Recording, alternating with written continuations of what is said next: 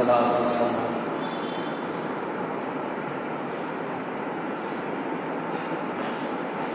মুআজ্জাজ সামিঈন কিরাম, আজকে পবিত্র রমজান মাসের তৃতীয় জুমা।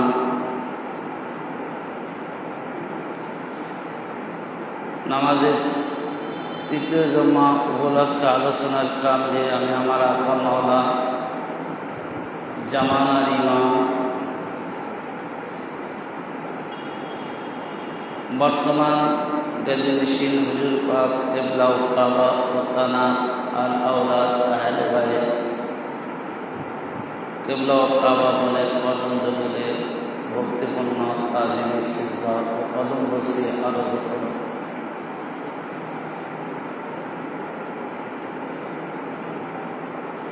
অতঃপর জুমার নামাজ পড়ার নিমিত্তে যে সকল মুসল্লি কিরাম মসজিদে হাজির হয়েছে,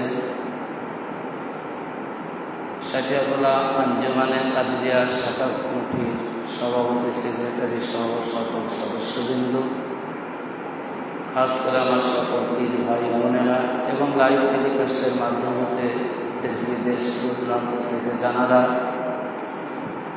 আজকের আলোচনা শ্রবণ করছেন, সবার প্রতি জানাই পবিত্র রমজান মুবারকের অভিনন্দন, শুভেচ্ছা, ভালোবাসা, মুবারকবাদ, সালাম। আসসালামু আলাইকুম ওয়া রাহমাতুল্লাহি ওয়া বারাকাতুহু।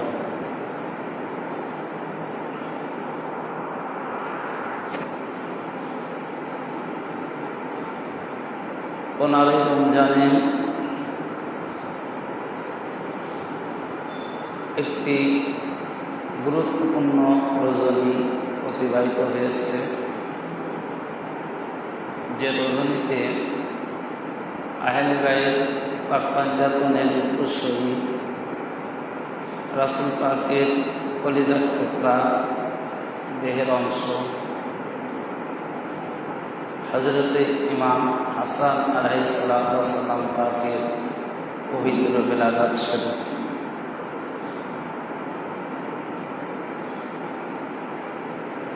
যে রমজান মাসে এত ফজিলত,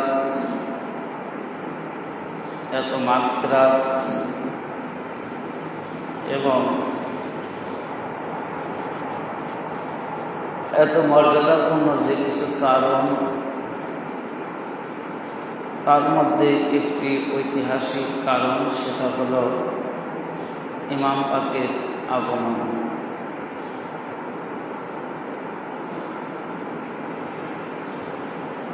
আজকে জুম্মার মধ্যে ইমাম পাকের আগমন সম্পর্কে কিছু আলোচনা করার পর রমজান মাসে আজান হিসাবে আলোচনা করার চেষ্টা করব, যদি মালিক মাওলা পাক আমার প্রতি দয়া করেন। তানার দয়া ছাড়া আমাদের সমস্ত কিছুই বেকার। তিনি দয়া করলে আমরা আলোচনা করতে পারব, তিনি দয়া না করলে আমাদের মতো গুনাহগারের অধমের কোনো কিছুই করারও নেই, বলারও নেই।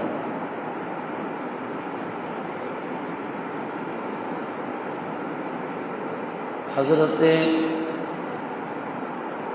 ইমাম পাক আলাইহিসসালাম যিনি এই ধরাধামে আগমন করেন তৃতীয় হিজরি রমজানে, ইমাম আলাইহিসসালাম পাক জন্মগ্রহণ করেন। ইবনে সাদ আত-তাবাকাতুল কুবরা গ্রন্থে এমনই এসেছে যে ইমাম পাকের যে জন্মটা, এই জন্ম হিজরি তৃতীয় বর্ষে তিনি এই ধরাধামে আগমন করেছেন। আর তার পুরা নাম হচ্ছে আবু মোহাম্মদ হাসান ইবনুল আলী ইবনুল আবি তালিব ইবনুল আব্দুল মুত্তালিব ইবনুল হাশিম ইবনুল আব্দে মান্নাব আল হাশিমি আল কুরাইশি আল মাদানী আশ শহীদ। এটা হলো ইমাম পাকের পুরা নাম এবং বংশসহ। রাসূল পাক সাল্লাল্লাহু আলাইহি সাল্লামের দহিত্র দুনিয়ায় তার জান্নাতি ফুল, জান্নাতি যুবকদের সর্দার। রাসূল পাক সাল্লাল্লাহু আলাইহি সাল্লামের মেয়ে ফাতিমার ছেলে। তার পিতা আমিরুল মুমিনিন আলী ইবনুল আবি তালিব আলাইহিস সালাম, উম্মুল মুমিনিন খাদিজা তার নানি খোলাফ। এটাই হলো ইমাম হাসান আলাইহিস সালাম পাকের পূর্বপুরুষের সংক্ষিপ্ত বর্ণনা।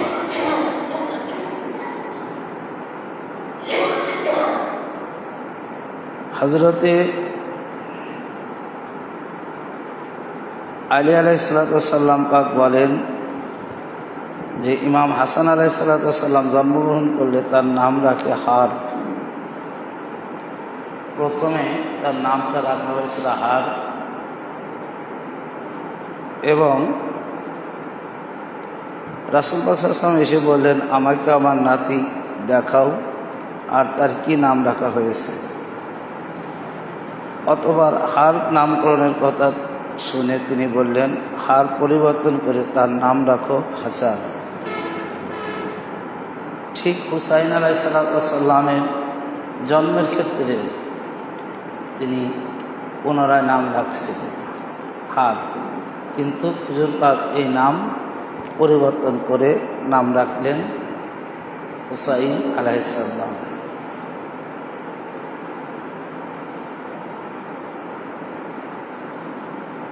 অর্থাৎ ইমাম হাসান আলাইহিস সালামের নাম এটা আরশে আজিমে যখন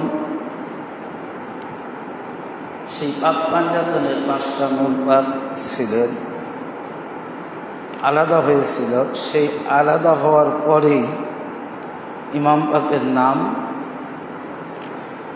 আল্লাহ রাব্বুল আলামিন তিনি রেখে দিয়েছিলেন তার নাম থেকে। যেমন আল্লাহ তাআলার নাম আহমদ থেকে মাহমুদ, মাহমুদ থেকে মোহাম্মদ। আল্লাহ রাব্বুল আলামিনের নাম আলা, আলা থেকে আলী। আল্লাহ তাআলার নাম ফাকির, ফাকির থেকে ফাতিমা। এবং আল্লাহ রাব্বুল আলামিনের নাম মুহসিন, মুহসিন থেকে হাসান, এহসান থেকে হুসাইন। এই যে পাক পাঞ্জাতনের নাম পাক, এটা মহান আল্লাহ রাব্বুল আলামিন সৃষ্টির শুরুতেই যখন তাঁরা এই ধরাধামে প্রকাশ করেন নাই, ঠিক তখনই আল্লাহ তাআলা এনাদের নাম পাক রেখে দিয়েছিলেন তার নাম পাক থেকে। যার কারণে যখন তার নাম হার রাখা হলো দুনিয়ার নিয়ম নীতি অনুযায়ী, সেই নামটা হুজুর পাক বাদ দিয়ে আল্লাহর দেওয়া নাম রাখলেন।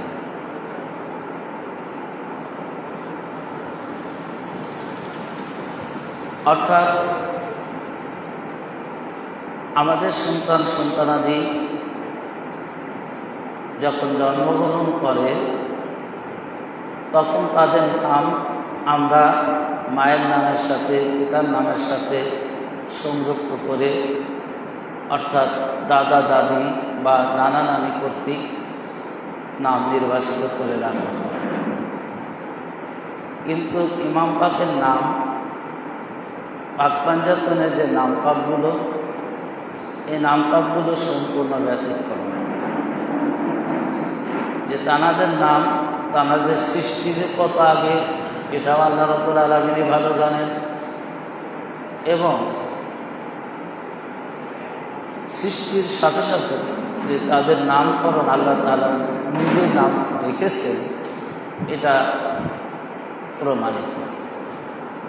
যার কারণেই এনাদের নামও অন্যরকম, যে এনাদের নাম দাদা দাদি নানা নানি কর্তৃক নির্ধারিত হয়নি।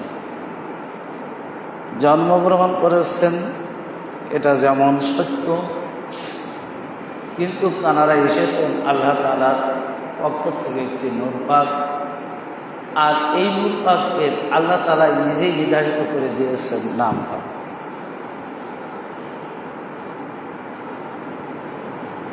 হযরতে ইমাম হাসান আলাইহিস সালাম পাক যখন জন্মগ্রহণ করলেন,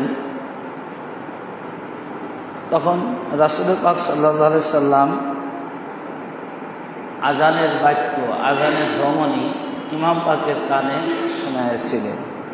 স্বয়ং রাসূল পাক যে হাসান আলাইহিস সালামের জন্মের পর রাসূল পাক সাল্লাল্লাহু আলাইহি সাল্লাম তার কানে সালাতের মতো আজান দেন।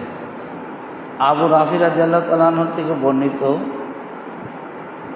যে এ বিষয়ে হাদিসে বর্ণিত হয়েছে, নবাগত সন্তানের কানে আজান দেওয়ার কারণ সম্পর্কে অলিউল্লাহ মুহাদ্দিস দেহলভী তিনি বলেছেন যে আজান হলো ইসলামের অন্যতম পরিচায়ক, ইসলাম সম্মত রাখার একটি মাধ্যম। নবজাতক জন্মের পর অবশ্যই কানে আজান দিতে হবে। হাদিস দ্বারা প্রমাণিত যে আজানের আওয়াজ শুনতে পেলে শয়তান পলায়ন করে। শয়তান নবজাতকে একটি চিমটি দেয়। রাসূল পাক সাল্লাল্লাহু আলাইহি ওয়াসাল্লাম বলেন যে সকল নবজাতককে শয়তান স্পর্শ করে, ফলে নবজাতক ক্রন্দন করা শুরু করে। আর যখন আজান দেওয়া হয় তখন শয়তান ওখানে থাকতে পারে না, চিমটি দিতে পারে না। তবে মরিয়ম আলাইহিস সালাম তার সন্তানদেরকে চিমটি দিতে পারেনি। তো এখানে যে আজকে এখানে ইমাম পাকের অনেকগুলো কারণ রয়েছে, আজানের ফজিলত রয়েছে, যে কেন আমরা সন্তান জন্মগ্রহণ করলে আজান দেব। অনেকগুলো কারণ রয়েছে। তার মধ্যে হুজুর পাক সাল্লাল্লাহু আলাইহি সাল্লাম তিনি হাদিস শরীফে ইরশাদ করেন যে যখন বাচ্চা ভূমিষ্ঠ হয়, ডেলিভারি হয়, তখন উচ্চ আওয়াজেও যদি আজান না হয়, তার কানে কানে আজানের শব্দগুলো তার নিকটে উচ্চারণ করতে হয়। আর এই উচ্চারণটা করলে কি হবে, যে শয়তান যা আসে, প্রথমে তো শয়তান তো সর্বত্র জায়গায় বিরাজমান, আদির থেকে একেবারে কিয়ামত পর্যন্ত প্রকাশ্য শত্রু। আর শয়তানের কাজ হলো যাতে ওই বাচ্চা ডেলিভারির সময়, ডেলিভারির পর যখন ক্রন্দন করা এটা শয়তান, ইবলিস। কেননা যে ইবলিস চায় যেন কোনো মানুষ আল্লাহর নাম না শুনুক, কোনো মানুষ তাওহীদের রিসালাতের কথা না শুনুক, কোনো মানুষ যাতে আহলে বায়তের দিকে না ধাবিত হোক। এটাই হলো শয়তানের মূল কাজ। যার কারণে শয়তান সব জায়গায় আগের থেকেই পেতে বসে থাকে। এই জন্য আল্লাহ রাব্বুল আলামিন তিনি বলেছেন শয়তান সম্পর্কে যে তুমি যেখানে বসে থাকো না কেন, বান্দা যখন আমার রাহে সিজদা করে কাঁদবে, অর্থাৎ আমার ধ্বনি যখন বান্দা প্রকাশ করবে, তখন তুমি ওই জায়গায় থাকতে পারবে না। অর্থাৎ যখন আজানের ধ্বনি হয়, এই আজানের জায়গায় শয়তান থাকতে পারে না। কারণ আজানের মধ্যে কিছু নামপাক আছে, যে নামপাকগুলো শয়তান শুনলে আর ওই জায়গায় থাকতে পারে না, দিক বিদিক হারিয়ে ফেলে। কিন্তু ওর গায়ে এমন একটা জ্বালা পোড়া শুরু হয়ে যায় যে তখন কোনো জায়গায় স্থির থাকতে পারে না। তার মধ্যে আজান, এই জন্য যে আজান দিলে শয়তানের অবস্থা ওই নাম পাকের কারণে এমন একটা অবস্থা হয়ে যায় যে সেখান থেকে শয়তান পালায়। তো ঠিক নবজাতক যখন জন্মগ্রহণ করে, নবজাতক শিশু যখন এই পৃথিবীর মধ্যে আগমন করে, তো শয়তান চায় ওই শিশুকে তার আয়ত্তে নেওয়ার জন্য।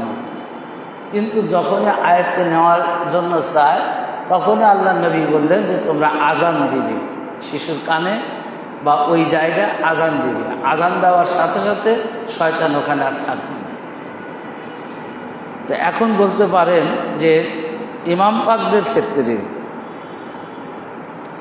এরকম হলো কেন? কারণ তানাদের কাছে তো শয়তান আসবে না, তানারা তো আল্লাহর পক্ষ থেকে একটি নূর, কাদ জাআকুম মিনাল্লাহি নূরুন ওয়া কিতাবুম মুবিন।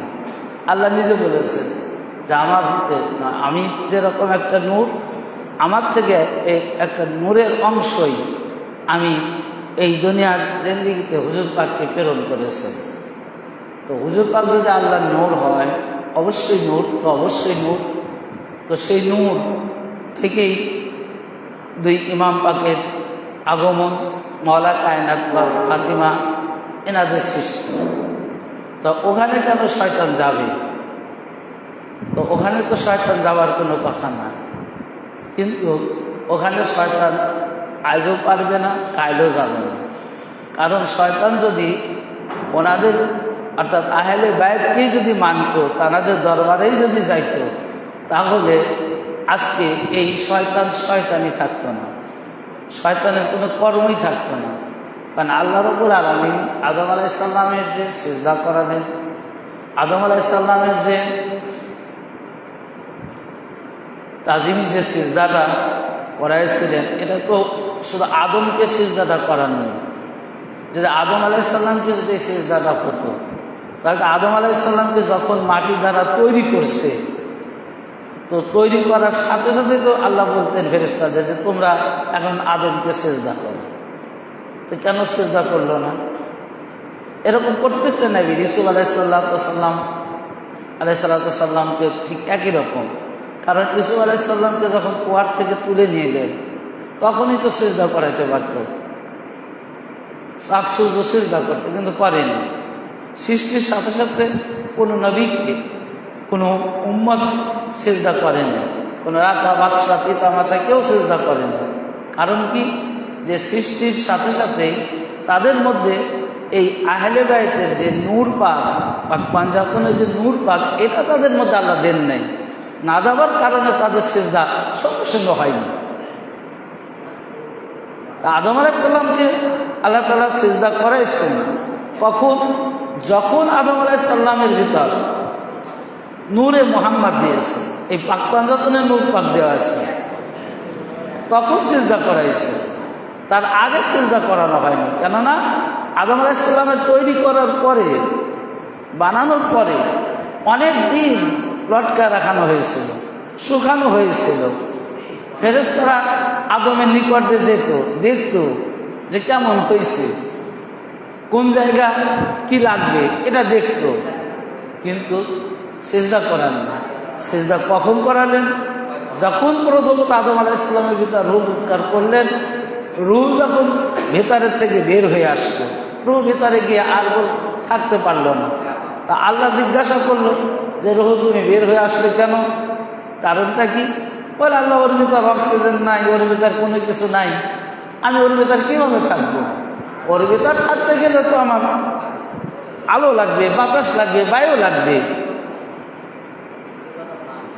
ঠিক তখনই আল্লাহ তাআলা পাক পাঞ্জাতনের নূর পাক আদম আলাইহিস সালামের মধ্যে প্রতিস্থাপন করলো। করার সাথে সাথে তখন রূহ আর বের হয় না। তা এখন জিজ্ঞাসা করে রূহ তুমি বের হও না কেন? এখন কি পেলে, আর আগে কি ছিল না? তো তখন আদম আলাইহিস সালামের রূহ তিনি বললেন যে ইয়া রাব্বুল আলামিন, আগে যখন আপনি আমাকে এর ভিতর দিলেন, প্রবেশ করাইলেন, তখন আমি ওর ভিতর গিয়ে দেখলাম যে ওর ভিতর আলো নাই, বাতাস নাই, কোনো কিছুই নাই।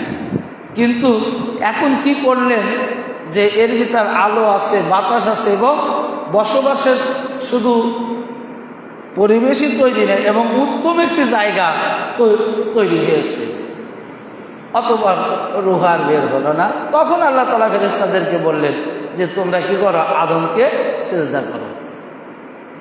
তো সকল ফেরেশতা সিজদা করলো, শুধু করলো না ইল্লা ইবলিস, ইবলিস ব্যতীত। তো এখন প্রশ্ন হলো যে তাহলে ইবলিস তো ওই জায়গা যাবে না। ইমাম হাসান আলাইহিস সালাম পাক যখন জন্মগ্রহণ করেছেন, জাহিরিয়াতে এসেছেন, কারণ ইবলিস তো ওখানে যায়নি, যেতে পারবেও না কোনোদিন। তারপরে হুজুর পাক কেন আজান দিলেন? আর এটাই হলো উম্মতি মুহাম্মাদের জন্য শিক্ষা, যে আহলে বায়েত যে শিক্ষা দিয়েছে আমাদের, রাসূল পাকের শিক্ষা, এটা প্র্যাকটিক্যালি শিক্ষা, থিওরিক্যালি শিক্ষা, এবং বাস্তবে তার উম্মতি মুহাম্মাদের মধ্যে কিয়ামত পর্যন্ত যাতে এই শিক্ষা হুজুর পাকের ভালোবাসা ব্যক্তিগণ যাতে ধরে রাখতে পারে, সেই শিক্ষাটা দেওয়ার নিমিত্তে আল্লাহর নবী হজরতে ইমাম হাসান আলাইহিস সালাম পাকের জন্মের সাথে সাথে তিনি আজান দিলেন। এবং আজান দেওয়ার পরে, আজান তো দিলেনই, আর আজান দেওয়ার পরে আজানের যে হাকিকাত মারফাত সেটা তিনি বর্ণনা করলেন। আর আজানের মধ্যে কি আছে? আজানের মধ্যে কি আছে? যে প্রথমে আল্লাহর শানে তাকবীর করা হয়। তা আল্লাহর শানে যখন তাকবীর করা হয়, আল্লাহ মহান, আল্লাহু আকবার, আল্লাহু আকবার, আল্লাহ মহান, এটা কিন্তু ইবলিস মেনেছে এটা ইবলিস। কারণ ইবলিস আল্লাহ ইবাদত করবে, এটা কিন্তু ইবলিস অস্বীকার করেনি। সে এত ইবাদত করছে, আল্লাহর জিকির করেছে, যা পৃথিবীর সকল সাধারণ মানুষ যে ইবাদত করছে, এখনো করতেছে, সকল ইবাদত যদি এক জায়গায় করা হয়, আর ইবলিসের ইবাদত ছিল আল্লাহর রাহে এত ইবাদত করেছিল ইবলিস, যে সাধারণ মানুষের ইবাদতের তুলনায় ইবলিসের ইবাদত অনেক বেশি ছিল। তারপরে সে পথভ্রষ্ট কেন হলো? জান্নাতে গেলে তো ইবলিসের আগে যাওয়ার কথা, তো সে জাহান্নামে কেন যাবে? কারণ যে ইবলিসের ইবাদত ছিল, ইবলিসের আল্লাহর প্রতি ইবাদত ছিল, কিন্তু আহলে বায়তের মহব্বত ছিল না। নবী এবং নবীর আহলে বায়তের তাদের প্রতি মহব্বত ছিল না, যার কারণে ইবলিসের সকল ইবাদত আল্লাহ তাআলা হারাম করে দিলেন, বরবাদ করে দিলেন। তো ঠিক যখন আজান দেওয়া হয়, এই আজানের মধ্যে এই কারণে আহলে বায়তের নাম এসেছে, এই কারণে নবীর প্রতি সাক্ষ্য এসেছে যে আল্লাহু আকবার বলবেন, আল্লাহর মহত্ব প্রকাশ করলেই তো আজান শেষ হয়ে যাবার কথা। তারপরে আজানের শব্দ দিলেন কি? আশহাদু আল্লা ইলাহা ইল্লাল্লাহ। আপনি সাক্ষ্য দিচ্ছেন আল্লাহ এক, আল্লাহ ছাড়া কোনো উপাস্য নাই। তাহলে এটাও ঠিক যে আল্লাহ আমাদের সৃষ্টিকর্তা, আল্লাহ আমাদের রব, আল্লাহ আমাদের কি খালিক, আল্লাহ আমাদের মালিক। তো এই পর্যন্ত হওয়াই তো যথেষ্ট ছিল। তারপরে হাইয়া আলাস সালাহ বলেন, তারপরে হাইয়া আলাল ফালাহ বলা হতো, কিন্তু তা বলা হয়নি। হাইয়া আলাস সালাহ, হাইয়া আলাল ফালাহ, এই যে নামাজের জন্য যে আমরা আজান দেই, এটা কয় নম্বর বাক্য এসেছে? প্রথমে আল্লাহর তাকবীর, আল্লাহ মহান, আল্লাহু আকবার। 2 নম্বর আল্লাহর সাক্ষ্য। 3 নম্বর নবী পাক সাল্লাল্লাহু আলাইহি সাল্লামের সাক্ষ্য দেওয়ার পরে 4র্থবারে এসেছে আজানে নামাজের কথা, যে আশহাদু আন্না মুহাম্মাদুর রাসূলুল্লাহ বলার পর তখন এখানে কি এসেছে? যে আজানের পূর্ণাঙ্গতা তখন লাভ পেল। তার কারণ যে নবীর নাম যতক্ষণ পর্যন্ত আজানে না হবে, নবীর নাম যতক্ষণ পর্যন্ত ইকামতে না হবে, ততক্ষণ পর্যন্ত আজান পূর্ণাঙ্গ হয় না। আর আজান পূর্ণাঙ্গ না হইলে আপনি যত ওই আজান দ্বারা ইবাদতের জন্য ডাকবেন, ওই ইবাদতও পূর্ণাঙ্গ হয় না। তো এই নবীর নাম যখন হয়, যে আশহাদু আন্না মুহাম্মাদুর রাসূলুল্লাহ, যখন এই নাম পাক যখন বলা হয়, তখন শয়তান পলায়। কিন্তু আল্লাহর নামে শয়তান পলায় না, কারণ আল্লাহর ইবাদত ইবলিস করছে। আল্লাহর সাক্ষ্যতে ইবলিস পলায় না, কারণ ইবলিস আল্লাহকে সাক্ষ্য দিয়েছে আশহাদু আল্লা ইলাহা ইল্লাল্লাহ। এ পর্যন্ত ইবলিস সবসময় পড়ছে। ইবলিস পড়ে নাই কোনটা? যে আশহাদু আন্না মুহাম্মাদুর রাসূলুল্লাহ, অর্থাৎ আল্লাহর পরে যে সাক্ষ্য দিতে হবে রাসূল পাকের শানে, এই সাক্ষ্যটা ইবলিস দেয় নাই। যার কারণে যখন আজানের মধ্যে আশহাদু আন্না মুহাম্মাদুর রাসূলুল্লাহ বলা হয়, তখন ইবলিস পলায়ন করে, ওখানে ইবলিস থাকে না। তখন ইবলিস ওই জায়গা থাকে না। কারণ ইবলিস ওই জায়গা থাকে না এই কারণে যে এখন যে নামটা অর্থাৎ নবী এবং নবীর আহলে বায়তের নাম যখন উচ্চারণ হয়, যখন আহলে বায়তের জিকির করা হয়, তখন ইবলিসের গায়ে আগুন লেগে যায়, ওইখানে থাকতে পারে না। আজকে দেখেন, এটা গেল আজানের হাকিকাত এবং জানার। এই ইমাম হাসান আলাইহিস সালাম আগের কাছে তাহলে ইবলিস আসবে না, কারণ তার সিজদাই তো করে নাই। তার সিজদা না করার কারণেই তো সে ইবলিস, সে শয়তান। তারপরে হুজুর পাক এই জন্য আজান দেওয়ালেন যে আমার উম্মত কিয়ামত পর্যন্ত আসবে, এই শিক্ষাটা কিয়ামত পর্যন্ত রেখে গেলেন। আজকে একটা আমাদের সমাজে একটা রেওয়াজ আছে, কন্যা সন্তানকে আজান দেয় না। আসলে এটা ভুল। এই কারণেই আমাদের সমাজে যে দেখবেন যতগুলো অন্যায় অপরাধ হয়, এই মেয়েদের কাছে শয়তানের প্রভাব বেশি। কারণ মেয়ে যখন জন্ম নেয় তখন আমরা আজান দেই না, ছেলেদের আজান দিচ্ছি। আসলে হাদিসে রাসূল পাকের হাদিসের লাফজ দ্বারা যেটা বোঝা যায়, হাদিসের লাফজে আসছে যে সন্তান মানে কি? সন্তান তো একটা উভয় লিঙ্গ, সে কন্যাও হতে পারে, ছেলেও হতে পারে। হুজুর পাক বলেছেন, রাসূল পাক বলেছেন যে যখন তোমাদের কোনো সন্তান জন্মগ্রহণ করে, নবাগত শিশু আগমন করে, তখন তোমরা আজান দেবে। তো এই নবাগত সন্তান সে মেয়েও হতে পারে, সে ছেলেও হতে পারে। অথচ আজও আমরা এখনো মেয়ে হলে আমরা আজান দেই না। কেন ভাই? মেয়েরা কি করছে? তারা তো মায়ের তাদের কেন? হুজুর পাক সাল্লাল্লাহু আলাইহি সাল্লাম যখন ইসলামের সূচনা মানে মা খাতুনে জান্নাত আতার পাক যখন এই ধরাধামে এসেছেন, তখনও তো হুজুর পাক আজান দিয়েছেন। তার জন্ম তো দেখেন, তার সন্তান যখন এই ধরাধামে এসেছে তখনও রাসূল পাক আজান দিয়েছেন। আর মওলা কায়নাত পাকের জন্ম খানায় কাবার মধ্যে, তখন তো আজানই ছিল, আল্লাহু আকবার, লাব্বাইক আল্লাহুম্মা। তারপরে হুজুর পাক যখন খানায় কাবার মধ্যে গেলেন, মওলা কায়নাত পাক যখন জন্মগ্রহণ করলেন, যখন হুজুর পাক খানায় কাবাতে গেলেন, তো মওলা আলী আলাইহিস সালাম পাক ততক্ষণ পর্যন্ত চোখ খোলেন নাই যতক্ষণ পর্যন্ত হুজুর পাক সাল্লাল্লাহু আলাইহি সাল্লাম মওলা কায়নাত পাকের নিকট না গেছেন। তার কারণ কি দেখাইছে? যে আমি পৃথিবীর মধ্যে যে প্রথম মানুষটা দেখব, এটা আমি যদি রজব মাসে বলেছি, তার ইচ্ছা, তার আকাঙ্ক্ষা, তার তামান্না ছিল রাসূল পাকের চেহারাটা সর্বপ্রথমে দেখা, রাসূল পাকের লালা মুবারক খাদ্য হিসাবে গ্রহণ করা। যদি চোখ খুলতো তার মাকে দেখতো, যদি জিহ্বা খুলতো, গাল অর্থাৎ মুখ যদি খুলতো, তাহলে মায়ের বুকের দুধ কি করতো?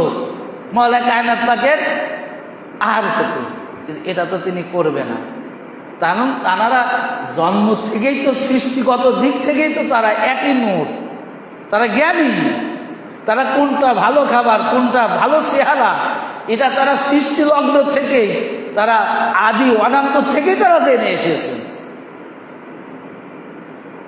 তো সেই কারণে আমি আপনাদেরকে আজকে ইমাম পাকের এই বিলাদাত শরীফ উপলক্ষে আমি আপনাদেরকে বিনীতভাবে বলবো যে আপনারা প্রত্যেকেই আমাদের ঘরে যখন ছেলে হোক মেয়ে হোক, নবাগত সন্তান যখন আগমন করে, যদি জোরে আজান নাও দিতে পারেন,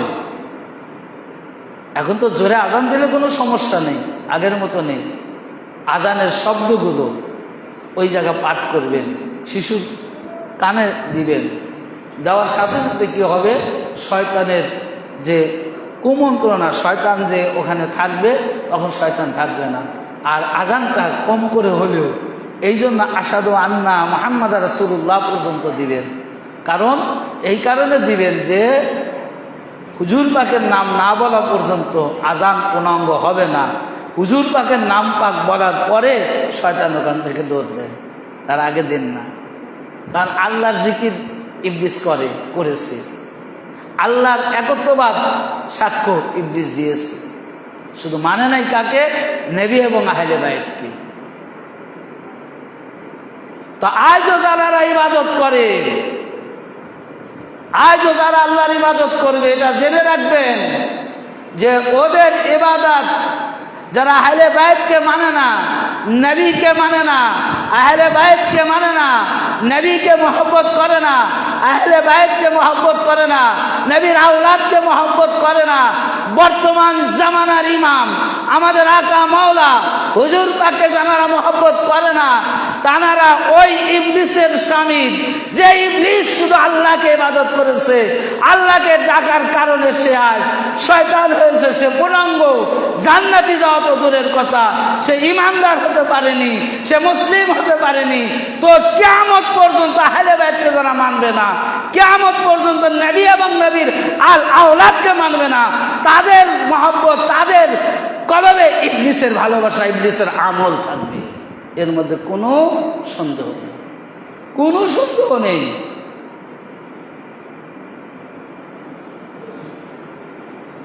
তো সম্মানিত উপস্থিতি, তো এটা ইমাম পাকের আজকে যে এই যে রমজান মাস, আমি তো বললাম যে আমরা রমজান মাস সম্পর্কে যখন আমরা আলোচনা করবো, যে কোনো আরবি 4 মাসে, যে আহলে বায়তের এতটা আলোচনা রয়েছে, এতটা জিকির রয়েছে, যে আমরা যে আর অন্যদিকে যে আলোচনা করতে যাব, এটার সুযোগই পাওয়া যায় না। শেষ একটি হাদিস দেখেন, আজকে আমাদেরকে বলা হয় যে তোমরা, আমাদের কিছু পীর ভাই এগুলো বলতেছে যে খালি একই কথা একই কথা একই ওয়াজ এরকম বলা হয়। আসলে ভাই, এক ওয়াজ তা আল্লাহ তাআলা আমাদেরকে করায় দিয়ে গেছেন, শিখায় গেছেন রাসূল পাকের মাধ্যমে, যে এটা রাসূল পাকের কাছে বললেন সাহাবীরা যে আপনি খালি আলী আলী করেন, ঘটনাটা কি? তখন হুজুর পাক, এটা হাদিস, যে এটা মিশকাত শরীফের হাদিস শরীফে রয়েছে, যে বললেন যে এই হাদিসের লফজ 2 রকম। যে মুতার যুদ্ধে যখন রাসূল পাক সাল্লাল্লাহু আলাইহি সাল্লাম মাওলানা কায়নাত পাকের সাথে কিছু পরামর্শ করতেছে, পরামর্শ করার পরে তা সাহাবীরা একটু বিরক্তিবোধ মনে করছে, যে প্রথমত মাওলানা আলী আলাইহিস সালাম রাসূল পাকের চাচাতো ভাই, দ্বিতীয়ত জামাতা মানে মেয়ের স্বামী, মানে আপন আত্মীয়। তো সাহাবীরা এই জন্য একটু সমালোচনা করতেছেন যে রাসূল পাকের চাচাতো ভাই এবং জামাতা দেখে মনে হয় এত সময় কথা বলতেছে। আমি ওইদিকে যাব না, লাস্ট যেটা কথা, তখন হুজুর পাক চলে আসলেন। আসার পরে তখন সাহাবীদের দেখেন, সাহাবীরা মনে মনে বলছে, জোরে বলেনি, মানে তারা একটা মনে মনে সংকল্প, দূরে হুজুর পাক শোনে নাই, এরকম। যেমন ধরেন বারান্দায় এখন আমার নিয়ে হোক, আপনাদের এক কারণ নিয়ে যদি কথা বলে, আমরা কিন্তু কেউ এখান থেকে কিন্তু শুনবো না। হুজুর পাক বলে ফেললেন যে দেখেন, কোনো দিলেন না, মানে কোনো রিয়াক্ট করার মতন কোনো রাগান্বিত কোনো শব্দ প্রয়োগ করলেন না, শুধু এইটুকু বললেন যে আমি ওখানে ছিলাম, আমি আল্লাহর সঙ্গে কথা বললাম, একটা লফজ। আর দ্বিতীয় একটা লফজ বললেন যে স্বয়ং আল্লাহ ওখানে হাজির থেকে কথা বললেন, হাদিসের লফজ। তো আমি আল্লাহর সঙ্গে কথা বললাম মানে কি বোঝালো? অযু রাব্বিকা যুল জালালি ওয়াল ইকরাম, আল্লাহর চেহারা সেই দিন থাকবে বিদ্যমান, মাওলানা কায়নাত পাকের চেহারা ওয়াজহুল্লাহ, আল্লাহ চেহারা। আর অথবা আল্লাহ তাআলা মাওলানা আলীকে এত ভালোবাসেন যে স্বয়ং মাওলানা আলীর সঙ্গে আল্লাহ কথা বললেন। তো হুজুর পাক তখন বললেন, তোমরা বলো, আমি ওখান থেকে আসতে পারি। তো ভাই, যার সঙ্গে আল্লাহ কথা বলে, যার চেহারা আল্লাহ হয়, অর্থাৎ মিরাজে আলীর কণ্ঠে আল্লাহ তাআলা কথা বলছে, মিরাজে আলীর সুরতে আল্লাহ তাআলা কথা বলছেন, মুলাকাত করছেন। তো সেই আলী আলাইহিস সালামের প্রশংসা তারা জিকির না করে আমরা কার জিকির করতে পারি বলেন? এটা দুইটা ইবাদত, একটা জিকরে আলী, আলীর জিকির করা ইবাদত, জিকরে ইলাহি আল্লাহর জিকির করার সামনে, যার কারণে আমরা আহলে বায়তের জিকির গুণগান করি। মহান আল্লাহ রাব্বুল আলামিন আমাদের আপনাদেরকে আহলে বায়তের মহব্বত নিয়ে এই দুনিয়ার জিন্দেগি থেকে শেষ বিদায় নেওয়ার তৌফিক দান করুক। সবাই বলুন আমিন। আমা তৌফিক ইল্লা বিল্লাহ। আসসালাম।